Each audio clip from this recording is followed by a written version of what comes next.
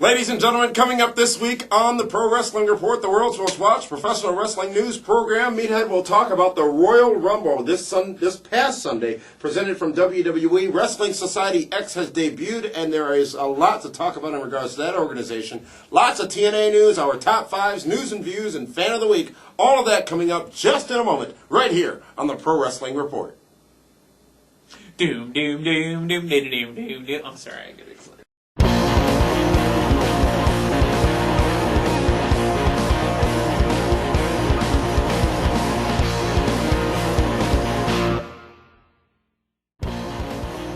Welcome, everyone, to the world's most watched professional wrestling news program. It feels good to say that, Meathead.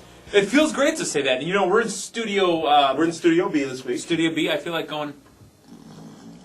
Damian Nelson sitting here alongside the man they call Meathead on a very cold day here in Milwaukee, Wisconsin. We have been spoiled for the last several months in what they call winter, but global warming, I wish there was someone you can call to turn that back on because it's cold as heck out there. You know, we should have paid our bill.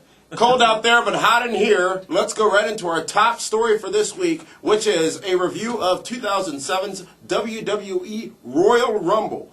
Meathead, the card featured 3 championship matchups. One from ECW, one from SmackDown, and one from Raw. Obviously the Royal Rumble match, and then the tag team staple, M&M versus the Hardys.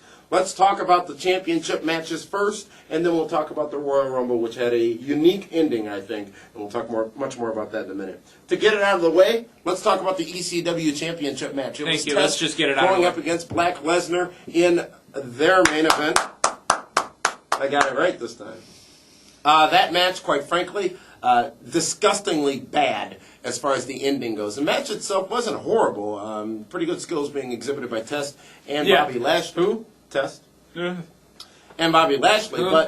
Who does a count-out ending on one of the major pay-per-view events of the year and in a title match that had been so hyped up? Meathead, the finish of that match, did it leave you wanting more, or were you satisfied? I was satisfied when it was over. To be honest, folks, I'm not trying to just, poo all over it, and I've got more poo references for the Royal Rumble, but I wasn't just trying to poo all over it because ECW is going to be what it is.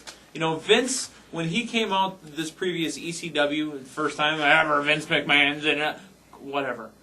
When Vince came out and just basically ran down the old ECW originals, basically, Vince knows that the ECW product is junk.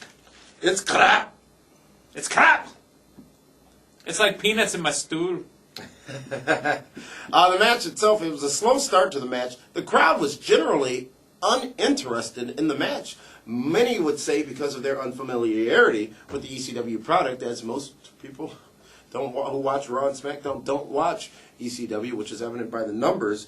But Test cowarding out. Test is supposed to be the most extreme thing in ECW, yet he cowards away from the superstar who was destroyed by a clothesline off the top rope the previous week on ECW in this Royal Rumble matchup. Now, also what was missing from that match, in my opinion, is they chose not to go extreme with it. How could you not have an Extreme Rules match, which we haven't seen one of those in weeks in ECW either, on the major pay-per-view show? Even though Extreme Rules matches are now supposed to be for special occasions, even though they'll show up randomly on a Tuesday night. Randomly. Okay, randomly, honestly.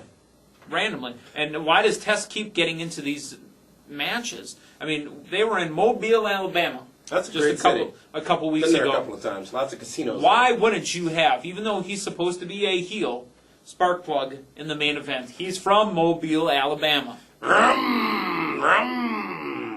He just got worked out of the match. We spent enough time with that match. Lashley wins via countout, and we then see the rematch on ECW TV this past week. That's 3 ECW presentations of that match in a row for those of you keeping score at home. From there, we go to the SmackDown main event. Count in the triple threat that had Rob in it. That was actually RVD. Oh. Is he an ECW original? He's supposed to be, but they won't call him that because he's also a WWE former champion. SmackDown presented their main event of Batista versus Mr. Kennedy! Hold on. Now you wait. Kennedy! And that match had a lot of potential. All of the build-up to the match featured Kennedy. You saw nothing from Batista. It seemed like it was going to be Mr. Kennedy's night at the Royal Rumble. However, No, it Batista didn't. slops his way through that match to a pinfall victory over Mr. Kennedy. To you, it may have seemed like it was going to be Mr. Kennedy's night, but you knew damn well that Kennedy was not going to win the belt at the Royal Rumble. Not in But his first match. There couldn't have been a better time for him to have won the title, in my opinion. No. The No. Royal Rumble is a pay-per-view where sometimes you see very interesting No way out surprises. is where that kind of stuff happens. Yeah, perhaps. Like I said, the match itself, Batista was abnormally bad in that match and very sloppy and just not championship material, in my opinion, in that particular contest. Mr. Kennedy out-wrestled by far Batista in that matchup and showed what great skills he has in that match. I was so embarrassed by the way I'd fawn over Mr. Kennedy as far as wrestling prowess and skills, but I have nothing to be embarrassed about. Mr. Kennedy has it. He does. Mr. Kennedy, obviously, ref goes down, and then Batista gets covered, and there you see the 9 count, I believe, is what JBL got up to before the ref was revived to come in. And at By that the point, way, any time in a match, the crowd wanted Mr. They did. Kennedy. they did. Any time in a match where you see that pinfall occur when the ref down or not available for the count, you know that person will not win that match. But Batista retains the World Heavyweight Championship for SmackDown. For now. And it looks like, as we said before, Batista will go into that rumored matchup at WrestleMania 23 against the man who won the Royal Rumble. From there, Meathead, it is last man standing. John Cena, the 4th WWE champion, goes up against